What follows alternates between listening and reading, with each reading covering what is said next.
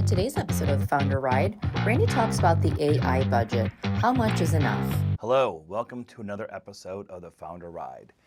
Today is a topic that I think we talk about in this country every single day, and that's artificial intelligence. And the question that we're starting to get asked more and more is, how do you budget your spend on artificial intelligence? And that is a great question.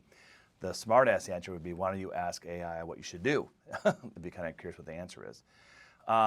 What we've learned is don't think about budgeting for AI, just a tech spend, but rather budget for specific problems, for specific solutions. I think the other thing that's important, because this is moving so quickly, is really look for discrete solutions.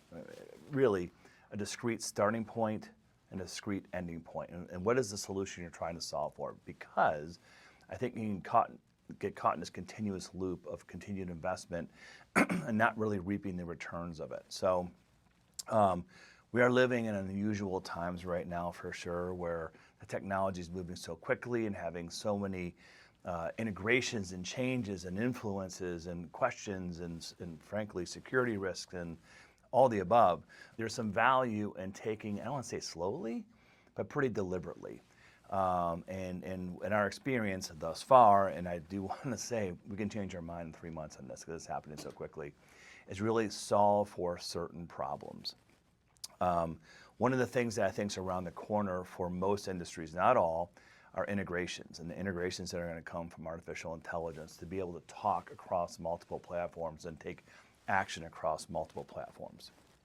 The other thing that we're seeing when you think about budget is not only are you budgeting for your subscription costs and development costs, but really what we're seeing more and more, and even with small companies like mine, is you need people on your team, in your team, or I guess on your team, who own it. And so there's a cost to that too, because you're probably repurposing them from something else. It's a complicated topic. It's not an easy topic. I do believe with a strong view that if you're not making investments in artificial intelligence and trying to improve your efficiencies in the business and try to improve your client experience, your customer experience, you will be left behind. I've heard lots and lots and lots of folks talk about this, lots of experts saying, you may not feel it right now, but you're going to feel it in 18 months or 24 months. And the more and more we adopt it, the more and more we use it, I do believe that to be true.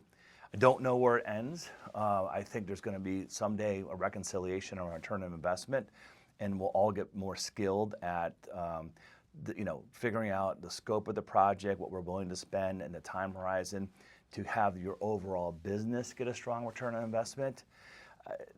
Fundamentally, though, you're going to have to be committed to it. So exciting times, scary times. Love the conversation. Happy to talk about it anytime you want. Feel free to reach out.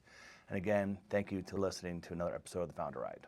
Content herein is produced by Gerber Entrepreneur LLC, aka Founder Farm, another firm owned by Randy Gerber that is a private community for entrepreneurs. Services provided by Founder Farm are separate from the services rendered by Gerber LLC and are rendered pursuant to a separate contract. Clients of Gerber LLC are under no obligation to engage with Founder Farm. Founder Farm does not render investment advisory services.